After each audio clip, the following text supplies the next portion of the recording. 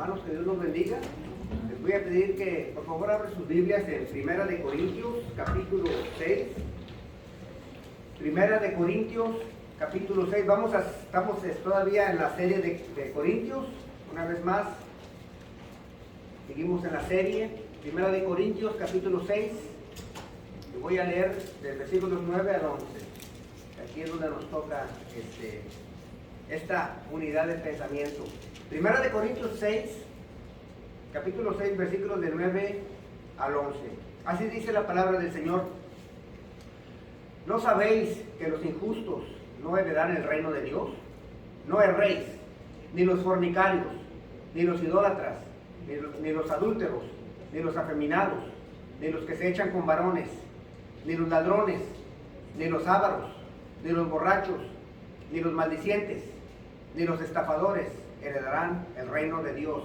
Y esto erais algunos, mas ya habéis sido lavados, ya habéis sido santificados, ya habéis sido justificados en el nombre del Señor Jesús y por el Espíritu de nuestro Dios.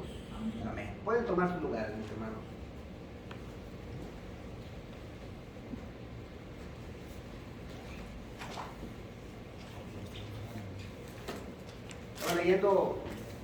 Estaba leyendo un artículo y me llamó la atención el título. Dice, ¿cómo ser un buen ciudadano? ¿O qué se considera un buen ciudadano? Estaba una lista y dice la lista, ¿conoce la historia de tu país? Eso para el que escribió el artículo es un buen ciudadano. La segunda dice, un buen ciudadano debe estar informado de la política de su país. Y esas dos cosas a muchos ya los descalifican, porque no conocen ni la política, ni él, ni la historia.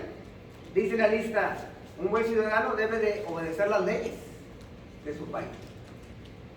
También dice, debe de pagar sus impuestos, debe de aprender el himno nacional del país, debe de mostrar orgullo a la bandera de su país.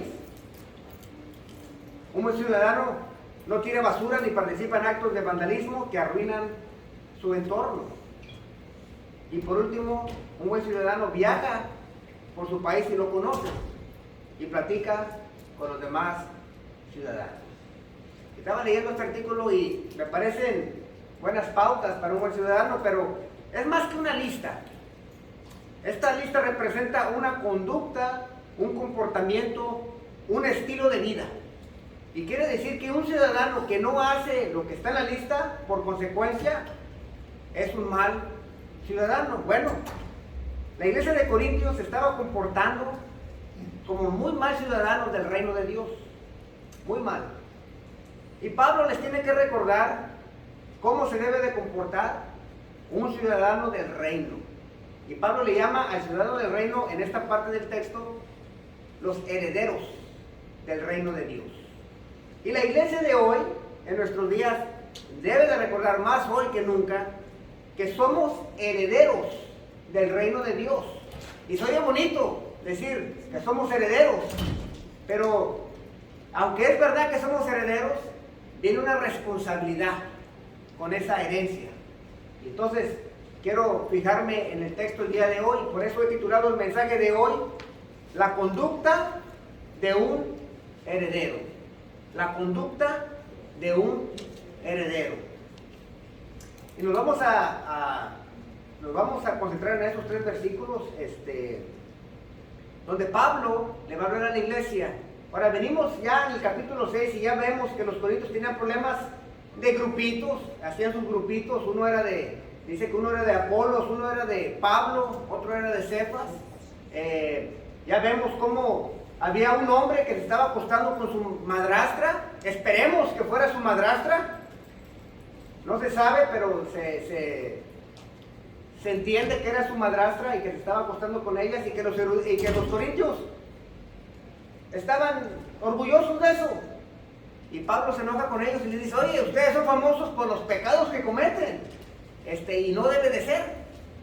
Y la semana pasada vimos cómo Pablo los regaña porque entre ellos hay pleitos y se están llevando a los tribunales del mundo. Y se están demandando los unos a los otros. Y Pablo les dice que eso no es correcto. Y ahora viene esta sección y les dice cómo se debe de comportar un heredero del reino, pero lo va a hacer citando la lista de cómo no nos debemos de comportar. ¿Qué estilo de vida debe de llevar un heredero? Pero Pablo lo hace de la forma negativa.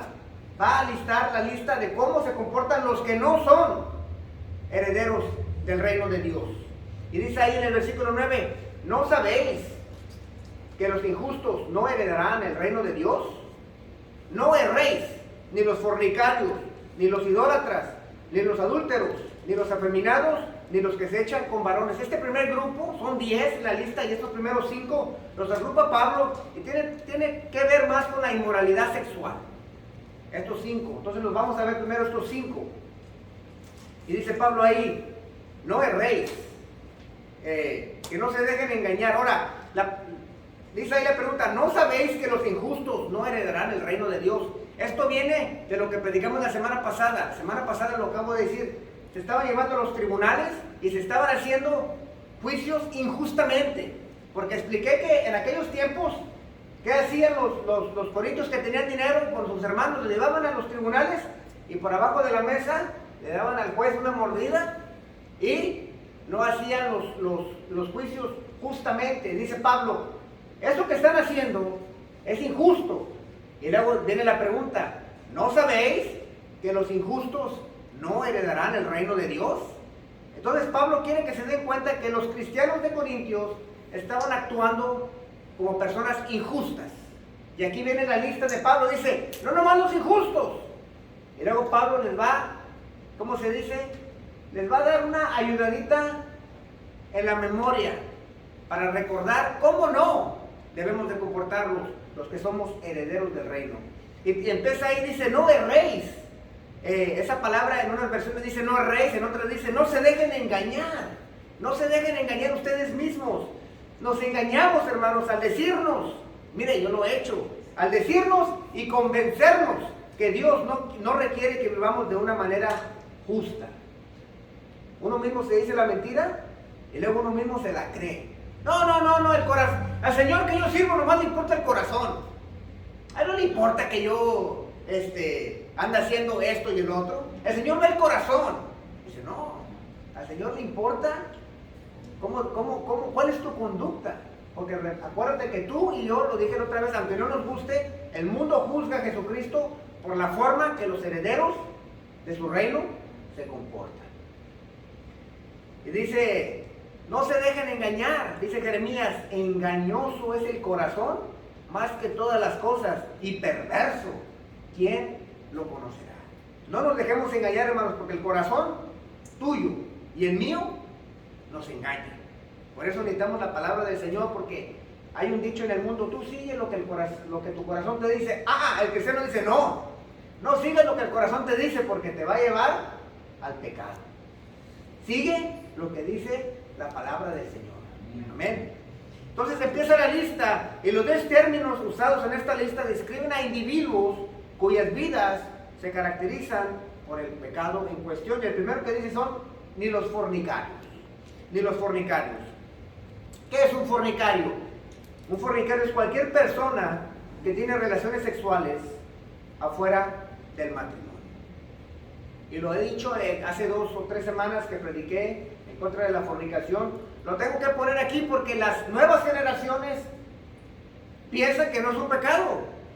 Y lo expliqué en aquella vez, que piensan que mientras que yo y mi novia estemos de acuerdo, no le estamos haciendo daño a nadie. ¿Cuál es el problema? Pero dice el Señor, cualquier persona que tenga relaciones afuera del matrimonio es un fornicario, y así no actúan los herederos del reino. El homosexualismo se ha llevado la atención de la iglesia en los últimos años, pero la fornicación ha estado de moda en la iglesia por mucho tiempo. Personas que se dicen ser cristianas, teniendo relaciones afuera del matrimonio, que no se quieren casar, porque ellos dicen, para no arruinar la relación. Oiga, hermanos, ¿y por qué no se casan? No, hermanos, tenemos 5 años en unión libre, y si nos casamos podemos arruinar la relación. Por general así se la tiran a uno. Lo mismo está pasando con los jóvenes cristianos, y aquí estoy hablando de años de los 13 años a los 17 años. Jóvenes con papás cristianos que no les enseñan qué es lo que dice la Biblia, están teniendo relaciones sexuales y están haciéndose daño ellos mismos. Y esto pasa en las iglesias, no estoy hablando de gente afuera. Entonces dice Pablo, este tipo de actitudes no concuerda con nuestra salvación, con nuestra herencia, porque es una herencia la que tenemos. Amén. Si quiere ver a una persona experta en un tema, una persona que está en pecado y se quiere justificar, se hace experta en ese tema. ¿A qué me refiero? Se vuelven expertos en la Biblia los que están en unión libre. Tú les dices, oye, debes de casar. Y se vuelven expertos en la Biblia. Pues en la Biblia no hay ningún versículo que hable de un anillo. Y en la Biblia no hay ningún versículo que dice que yo tengo que firmar un papel. Y se vuelven expertos en el tema. A ver, hermano, dígame usted en el griego, ¿dónde dice que tienen que poner un anillo? Y digo, wow. Oh, oye, para justificarte, sí estudian la Biblia estos hombres. Y se vuelven expertos. Y se vuelven expertos en la historia. Dice, no. Fíjese que no fue hasta el siglo XX antes de Cristo que se empezó a usar el velo y todo eso que usan ahora del matrimonio. Esto es algo moderno. Usted me quiere imponer algo a mí. Y dice, en la Biblia nadie nunca se casó con un anillo. Y se vuelven historiadores. No solamente se vuelven expertos en la Biblia, se vuelven historiadores y te dicen la historia. No, el vestido de novia lo inventaron en el año XX. Oye, le digo, wow. Expertos cuando les conviene. Y se vuelven expertos. No. Mira, y tenemos que entender que el Señor solo se compromete por medio de pactos en su palabra. Se comprometió con nosotros con el pacto de gracia, con el pueblo de Israel se comprometió con el pacto mosaico, y el Señor no hace nada hasta que no se compromete. Hasta que no se compromete. El matrimonio es un pacto entre dos personas y Dios. Es un pacto entre dos personas y Dios. El matrimonio representa la venida de Cristo por su novia pedida, que es la iglesia, para llevar a cabo las bodas del Cordero. Mire, allá en febrero cuando llegó la helada, ya no me acuerdo, fue en febrero o en enero, uno de los dos febreros, cuando llegó la helada y que se nos fue la luz, que 4 o 5 días, nosotros tenemos, gracias a Dios, tenemos ahí en la casa chimenea y pusimos ahí madera y nos dormimos todos acurrucaditos ahí en la sala. Pusimos el colchón abajo porque estaba frío, no había luz. Entonces ahí pusimos la fogata. Mira, hermano, dormimos, bueno, yo dormí como bebé. Ok, ahora gozamos ahí, de perdido los pies se nos calentaban porque estábamos así para allá, pero gozamos la fogata, hermano. La gozamos y nos fuimos a dormir ricos porque sabíamos que la fogata estaba adentro de la chimenea.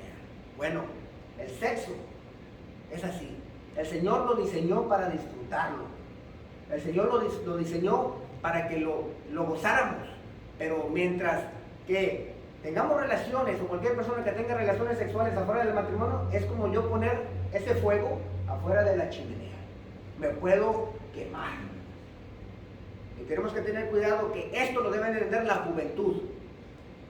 Porque quieren gozar del fuego, pero lo quieren gozar en la sala. Y si tú sacas ese fuego de la chimenea a la sala, se te quema la casa. ¿Sabe por qué pudimos dormir? Porque estaba dentro de la chimenea y sabíamos que ahí mismo en la chimenea se iba a desgastar la madera.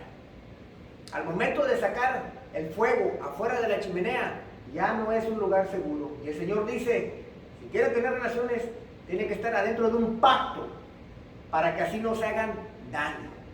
Por eso vemos muchas mamás con hijos y no tienen esposo, y por eso vemos esposos o hombres corriendo y no hay líderes, y vemos hay niños sin padres. ¿Por qué? Porque deciden quemar leña afuera de la chimenea. Amén. Y dice el Señor, ese tipo de conducta no va con la herencia, no va con el reino mío, dice el Señor. Cuidado. Amén. Una persona que practica la fornicación está actuando como alguien que no heredará el reino de Dios. Y luego sigue la lista, ni los idólatras. ¿Qué es un idólatra? Cualquier persona que adore a cualquier cosa que no sea únicamente el Dios de Abraham, de Isaac y de Jacob. Amén. Y lo tengo que poner específico, porque ahora allá afuera se está haciendo un Dios genético donde todos lo adoran, y por eso lo tengo que poner muy específico: el Dios de Abraham, de Isaac y de Jacob. Porque si no me sacan un Dios genético. No, es un Dios específico. En los tiempos de Pablo, cualquier templo pagano, ¿por qué dice ahí los idólatras? Porque en cualquier tiempo pagano había prostitución. Dice Pablo, cuando ustedes van a adorar a otro Dios que no es el Dios verdadero, van a ir a un templo pagano y va a haber prostitución. ¿Por qué creen que les gustaba ir a adorar a falsos dioses? ¿Por qué creen que Pablo batallaba con los corintios que salieran y que no adoraran a otros dioses? No era porque querían mucho la deidad, les gustaba ir a la prostitución que había en el templo. Para sacarlos de ahí era difícil, porque le hacían caso a la carne. Se le llamaba prostitución sagrada en esos tiempos. Y llámese orgías, hombre con hombre o mujer con mujer, eso es lo que se llevaba a cabo cuando usted iba a adorar a esos templos. Se les llamaba sacerdotes o sacerdotisas de Afrodita o de Venus. Eso era el templo que estaba ahí en Corintios. Entonces Pablo les tiene que decir, no sean idólatras, porque él sabía que si no adoraban al único Dios verdadero, iban a ir a dar a la prostitución. Para allá iban. Cuando adoras al único Dios verdadero, nunca te guiará hacia el pecado, pero la idolatría siempre te llevará a pecar. Amén. Una persona idólatra está actuando consistentemente como una persona que no heredará el reino de Dios. Amén. Y luego sigue la lista, ni los adúlteros, una vez más, cualquier persona casada que tiene relaciones sexuales con otra persona que no sea su esposo o su esposa. Tengo que ser bien específico porque la nueva juventud se hicieron expertos en palabrerías y le quieren dar la vuelta ahí. Los divorcios por adulterio son muchos. Si tuviéramos que trabajar por nuestra esposa 7 años, como lo hizo Jacobo, estoy seguro que hubiera mucho menos divorcios el día de hoy. Porque te costó. Oye, yo tuve que trabajar por mi esposa 7 años. No, ¿cómo que estás enojada? Vamos a arreglar esto, me costaste 7 años. No, vamos a pláticas de matrimonio. No, me aventé 7 años, hasta pagué intereses. Si al esposo le costara 7 años, sus esposas, hubiera mucho menos divorcios en los días de hoy. Pero el problema es que es fácil casarse y muy caro divorciarse. Ese es el problema. Las personas tienen que saber que el matrimonio, hermanos, es un pacto, es un compromiso. Es una obligación contraída por una persona que se compromete o es comprometida a algo. Cuando decides casarte con una persona, por consecuencia le dices a las demás que no. Eso es lo que es un compromiso, un matrimonio. Una persona que lleva una vida de rompepactos es una persona que no heredará el reino de Dios. Dice Pablo, watch out, porque muchos cristianos actúan de esta manera. Dice Pablo, eso no va consistente con lo que tú dices ser. Amén. Y luego sigue los últimos dos, los afeminados, y ni los que se echan con varones. Dice la palabra afeminados aquí, se refiere principalmente a hombres que se prostituyen con otros hombres, pero tomando el rol de mujer. ¿Ok? Y aquí se refiere a eso, a los afeminados. Y por último, ni los que se echan con varones. Una vez más, el homosexualismo, varón que tiene relaciones sexuales con otro varón. Y tengan cuidado, porque así como hay pastores liberales, hay teólogos liberales. Y yo he estado leyendo mucho y me quieren a mí decir de que no, de que Pablo no está hablando del homosexualismo, sino que está hablando de hombres adultos acostándose con esclavos niños. que eso es lo que está hablando, que los estaban abusando. Y no, está incluido eso, pero también está incluido el homosexualismo. Y cuidado, porque también los teólogos liberales y los pastores liberales dicen, la palabra homosexual no está en la Biblia. ¡Claro que no! ¡Claro que no! La palabra homosexual se acaban de inventar. No tiene mucho que se inventó. Por eso dice ahí la expresión de la Reina Valera, hombres que se echan con hombres. Y nosotros, como ya tenemos una palabra, en nuestros 10 pesos, la traducen como homosexualismo. No, que el homosexualismo se lo agregaron a la Biblia. Claro que sí, porque el idioma cambia. Pero si no, si quieren ser consistentes, le hacemos como dice Pablo, hombres que se echan con hombres. ¿Cuál les gusta más? Es lo mismo. Pero quieren como darle la vuelta al homosexualismo y no le vamos a dar la vuelta al homosexualismo. Está aquí, está claro, y yo pienso que todos entienden lo que quiere decir. Solo porque es legal que un hombre se case con otro hombre, eso no quiere decir que sea moral. Amén. La palabra de Dios determina la moralidad, no el gobierno. Es desafortunado que en vez de que los homosexuales se arrepientan y entreguen su vida a Cristo, están empezando a hacer iglesias gays. ¿Para qué? Para no ofender. En vez de llevarles el evangelio a que se arrepientan, mejor, ¿saben qué? Hagamos iglesias gays y que vayan con su pareja a adorar a Dios. Eso es una contradicción bíblica. Eso es una contradicción bíblica. Y también desafortunadamente hay pastores que apoyan y participan y casan a este tipo de matrimonio. Una vez más, es una contradicción total. Esta clase de actitud y comportamiento la practican personas, una vez más, que no heredarán el reino de Dios. Y una vez más, estos pecados tienen que ver con la inmoralidad sexual, y cualquier persona que no se arrepienta y siga practicando esta actitud y este estilo de vida, Pablo les llama injustos y no heredarán el reino de Dios. Amén. Y una vez más, Pablo quiere que tengamos bien claro cómo se comporta un heredero, y nos está dando los ejemplos de cómo no nos debemos de comportar.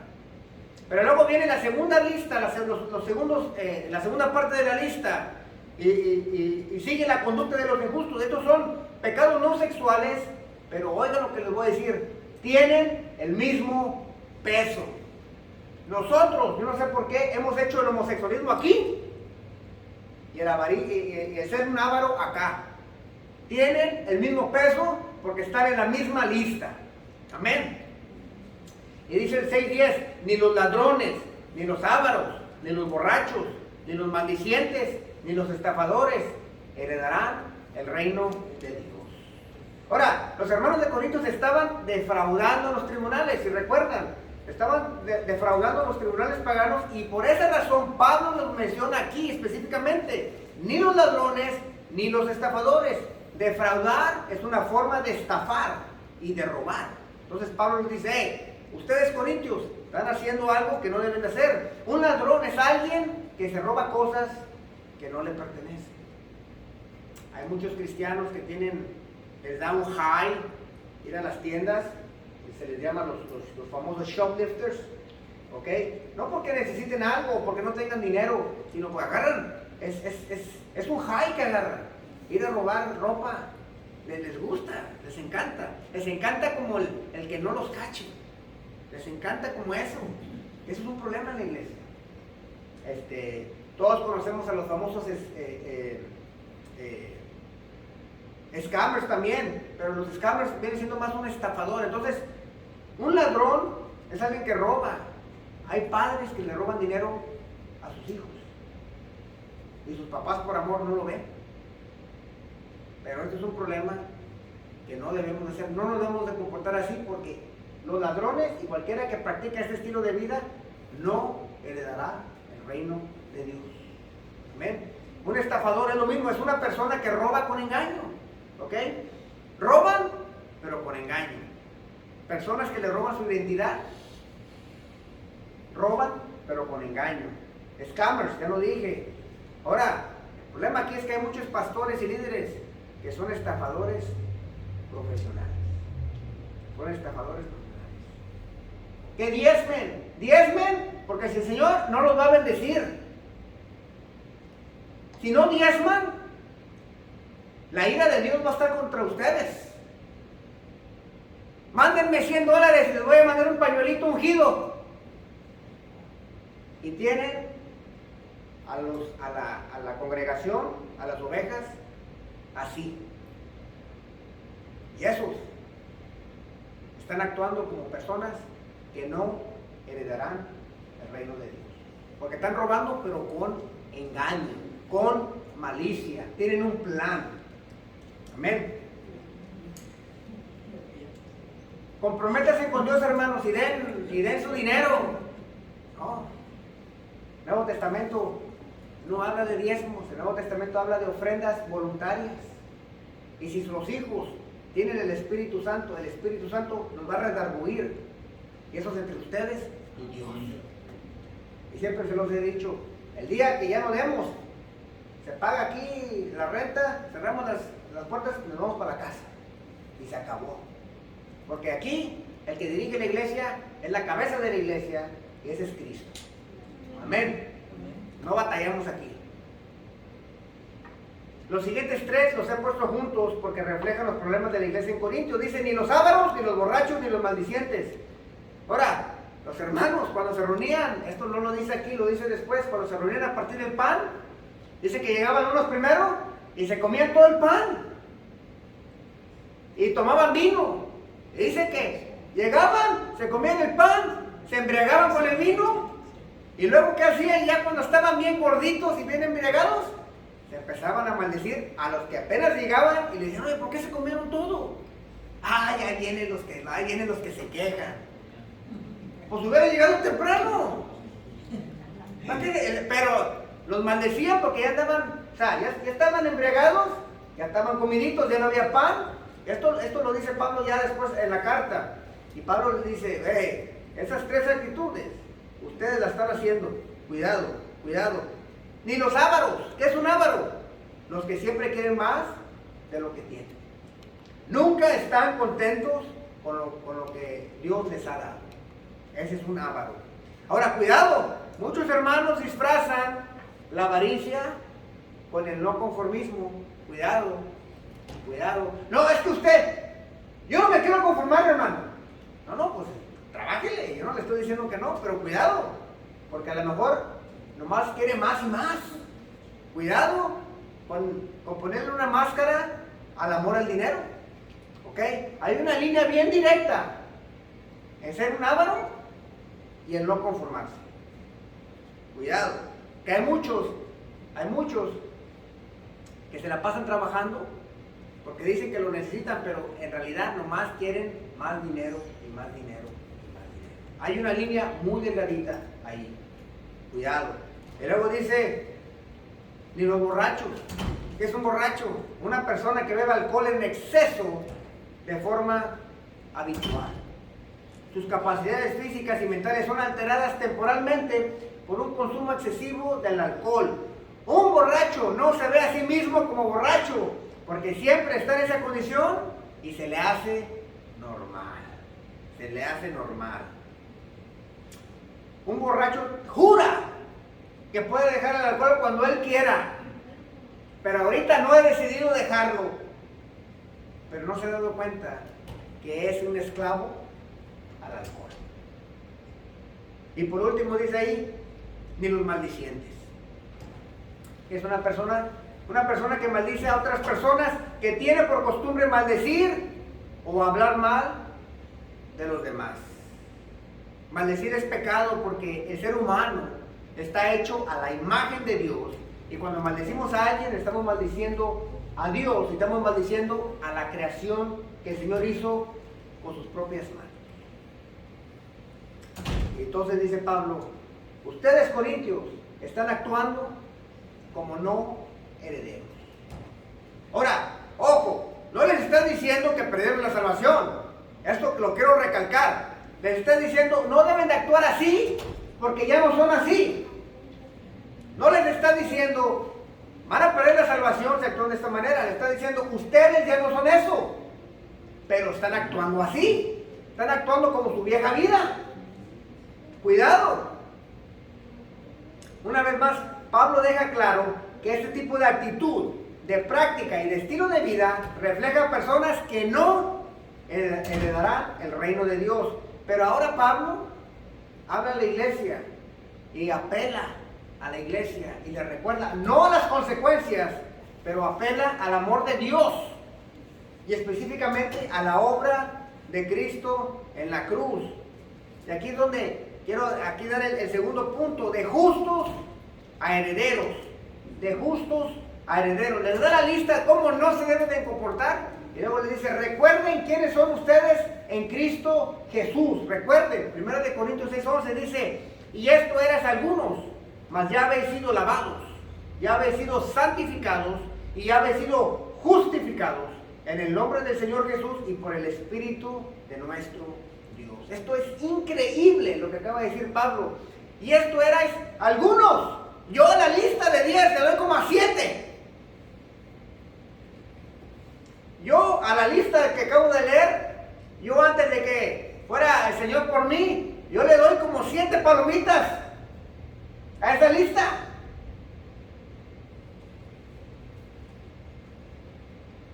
La iglesia de Cristo está compuesta por fornicarios, por idólatras, por adúlteros, por afeminados, por homosexuales, por ladrones, por ávaros, por borrachos, por maldicientes y estafadores. ¡Wow! Que Cristo ha lavado, santificado y justificado. ¿De dónde creen que vienen los miembros de la iglesia de Cristo? ¡Del mundo! La gente de afuera tiene la idea de que los cristianos que vienen de familia moral. Y que los cristianos son los que viven en las áreas de la ciudad donde hay menos delincuencia. Y que son los que vienen. La gente de afuera tiene la mentalidad de que los que se reúnen en las iglesias son los que están moralmente más altos. Eso no es cierto. Eso es falso. Eso es falso. ¿De dónde viene la iglesia de Cristo? Del mundo. Y Él los lava. Y eso quiere decir que toda la lista que acabamos de dar, todos ellos pueden cambiar con la sangre de Cristo. Amén. El homosexual no nace homosexual. El borracho no nace borracho. Se hace. Pero ¿sabe qué? Cristo lo vuelve a rehacer. Amén. Todos en la lista son candidatos para heredar el reino de Dios si se arrepienten y aceptan a Cristo Jesús. Esta idea de que los cristianos volamos por el aire con una santidad es una mentira. Una mentira. La gente de afuera piensa que los miembros de las iglesias se creen santos. Y con la excepción de ciertos legalistas que hay por ahí en las iglesias, déjenme les digo, ese es el problema de la iglesia, que no se cree santa. No se la ha creído. Por eso nos comportamos como no debemos. Ese es el problema de la iglesia, que no hemos creído lo que dice Pablo aquí, que Jesucristo hizo por nosotros. Esta declaración de Pablo le trae esperanza a cualquier persona que viva como injusto. Le trae esperanza a un mundo injusto, nos debe de traer esperanza a nosotros y nos debe de traer esperanza para nuestros seres queridos que viven vidas injustas. Aún hay esperanza, hermano. No, es que el viejo mío no lo cambia nadie, así nació. Cristo lo puede cambiar. No, es que a mi hijo no lo cambia, ya nació así, está torcido. Tú también estabas torcido. Y te cambió a ti. Yo estaba torcido. Todavía estoy medio torcido, todavía está trabajando conmigo. Pero esto quiere decir que hay esperanza para los que ustedes piensan que están perdidos. Porque el Señor no anda buscando a los que están moralmente bien. El Señor, como dijo ahora en la mañana Rubén, está buscando a lo vil del mundo. ¿Por qué creen que uno está aquí predicando? Porque más vil que yo no hay. El Señor va, te saca de la suciedad, te limpia, te pule, hace que brilles como un diamante y te pone en la corona de Él para que brilles. Wow. Pablo hace una apelación a la iglesia que se conduzcan, que vivan y que se comporten como justos. porque eso es lo que Jesús ha hecho por nosotros en la cruz. Ahora, ojo, la motivación para caminar como justos no es, como dicen unos, el infierno o la justicia de Dios. Ojo, Pablo está apelando al amor de Dios. Mire, yo le soy fiel a mi esposa porque la amo y porque ella me ama. Pero si yo le fuera fiel a mi esposa porque le tengo miedo al sartén o le tengo miedo a ella, no duraría mucho esa fidelidad. El amor es mucho más grande que el miedo.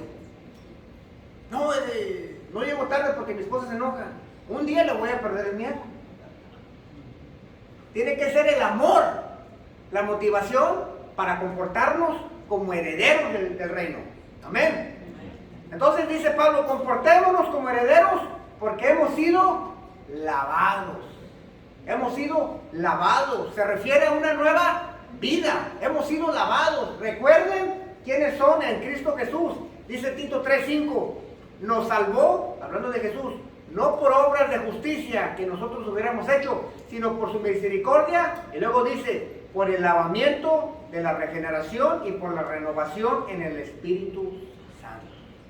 ¿Sabe por qué muchos cristianos tal vez no pueden caminar como deben de caminar? Porque no se la creen. No, es que yo hace 20 años hice algo que ni siquiera yo me he perdonado. Jesucristo ya te perdonó. Perdónate tú. Muchos todavía dicen, no, es que yo tenía un estilo de vida así, pero ya fuiste lavado. Pero no se la creen. No, es que yo nunca me voy a poder perdonar. Guau, pues entonces tú eres más grande que Dios, porque Dios sí perdona. Dice Isaías 1:18, venid luego, dice Jehová, y estemos a cuenta. Si vuestros pecados fueren como la grana, como la nieve serán emblanquecidos. Y si fueren rojos como el carmesí, vendrán a ser blancos como la blanca lana. Amén. Mire, la iglesia tiene que recordar que hemos sido lavados, hermanos. Estaba una señora en una boda que la invitaron de sus familiares y se fue de blanco la señora. Y andaba participando ahí en los festivos. Ya saben que las bodas tienen ahí sus festivos y todo. Y la señora andaba para allá y para acá porque era un sobrino de ella. Y en una de esas que vino a la mesa, la bebida que tenía ahí se le cayó y le manchó el vestido. Bueno, ya no se paró de la mesa de señora. ¿Por qué? Porque dice que le da vergüenza que se le mirara la mancha. Ya no participó en la boda, ya no participó en los eventos, ya no se divirtió. Y cuando salió, llevaba la bolsa aquí porque le daba pena que su vestido blanco estaba manchado de rojo. Bueno, así es el cristiano. No queremos caminar como debe porque pensamos que la mancha está ahí todavía. Dice Jesucristo, ya te lavé. Camina como heredero. Créetela. Yo ya te perdoné y te lavé todo. Amén. Pero no queremos caminar como justos ni como herederos porque pensamos que la mancha nos la ve. No, es que aquella persona me conoce mi pasado. Que te conozca el pasado. Cristo ya te perdonó todo. Y no podemos participar en la vida cristiana si estamos preocupados por esa mancha. Y dice Pablo, iglesia, recuerden que ya han sido lavados por Cristo Jesús. El pasado ya está. Olvídate. Si creemos, hermanos, que estamos lavados blancos, si no creemos que no estamos lavados blancos, no vamos a vivir y a caminar como justos, porque pensamos que todavía tenemos la mancha del pecado. Y hay gente que ya han sido perdonados por Cristo Jesús, pero ellos mismos no han aceptado ese perdón. Amén. Y para empezar a caminar como iglesia, tenemos que levantarnos y decir, estoy limpiecito. ¿Por qué? Por la obra de Cristo. Amén. Pero luego sigue Pablo y dice, comportémonos como herederos porque hemos sido santificados. Y lo acaba de explicar Rubén. Santificado quiere decir apartado, consagrado para los propósitos de Dios. Esto da como resultado un nuevo comportamiento, hermanos, produce una vida transformada. El dominio total del pecado se rompe y se reemplaza por un nuevo patrón de obediencia y santidad. Empecemos, hermanos, no solamente a atrevernos a combatir la actitud y la vida de injusticia que llevábamos antes, sino que también somos capaces de cambiar y obedecer por medio del Espíritu Santo que mora en nosotros. Rubén me agarró la página esta, me la copió, pero el Espíritu Santo mora aquí y en tu corazón.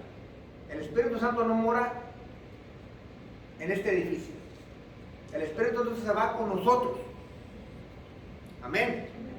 Y ese mismo Espíritu te da la capacidad de empezar a pelear esos pecados, esa vida injusta que llevabas.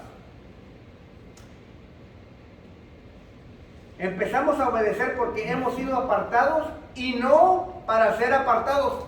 Esto es importante. Obedecemos porque ya hemos sido apartados. No estamos obedeciendo para que nos escojan. Eso es una gran diferencia en cómo tú ves la vida. Me voy a portar bien para que yo tenga el favor del Señor. No, te portas bien porque ya tienes el favor del Señor. Eso se oye muy diferente y la motivación es muy diferente. Amén. Obedecemos porque ya tenemos el favor de Dios y no obedecemos para ganar nada. Amén. Recuerda que el Señor te llamó del mundo y te ha apartado a ti y a mí. Mire, cuando Gael estaba chiquillo, decidimos apartarle dinero para la universidad, un college fund. Ese dinero se ha apartado para ese propósito. Ese dinero no se ha tocado hasta que Gael vaya a la escuela. ¿Por qué? Porque ese dinero se apartó. ¿Sabe que usted y yo hemos sido apartados para propósitos de Dios? Y no nos va a tocar hasta que llegue ese propósito. Pero déjame te digo, a mí me apartó y él ya tenía su propósito que yo predicara, pero no solamente te aparta, mientras que estás apartadito ahí guardadito, te está preparando para el propósito que él quiere usarte. O sea, no estamos aquí por chulos. El Señor ya te apartó, dice, para obras que Él preparó de antemano. Amén. Y puede ser como predicar, como ponerte a una persona y hablarles de Cristo en tu vida, como ser de bendición a las personas que te va a tocar en tu caminar. Amén. Tú estás apartadito. Tú no te mortifiques de nada. Tú estás en sus manos. Amén.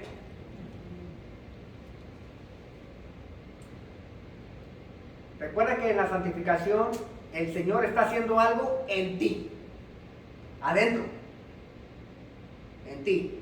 Pero en la santificación el Señor ya hizo algo por ti, muy diferente. En la santificación el Señor está haciendo algo en ti y en la justificación el Señor hizo algo por ti, algo que tú no puedes hacer. Y ese es mi último punto aquí. Comportémonos como herederos porque hemos sido justificados.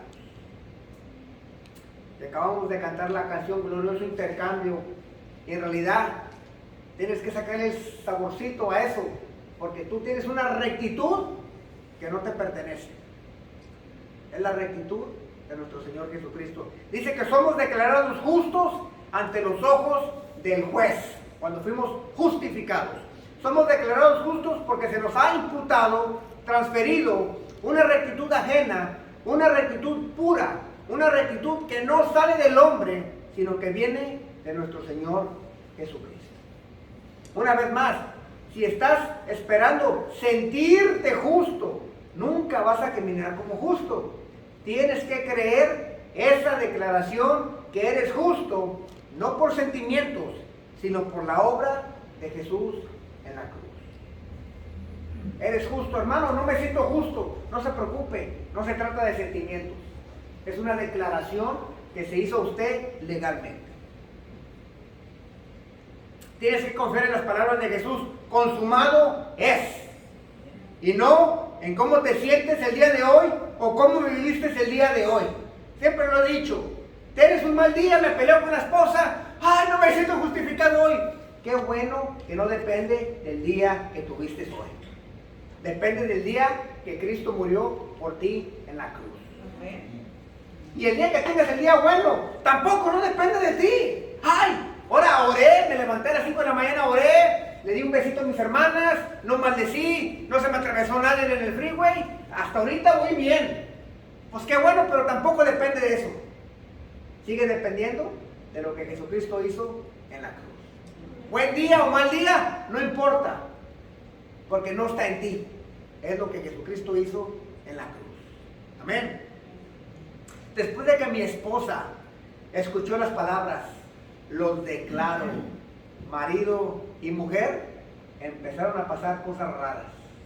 ¿Por qué? Porque ella escuchó las palabras cuando nos casamos, los declaro marido y mujer, y después de que ella escuchó eso y lo empezó a creer, ¿qué pasó? Bueno, empezó a vivir conmigo.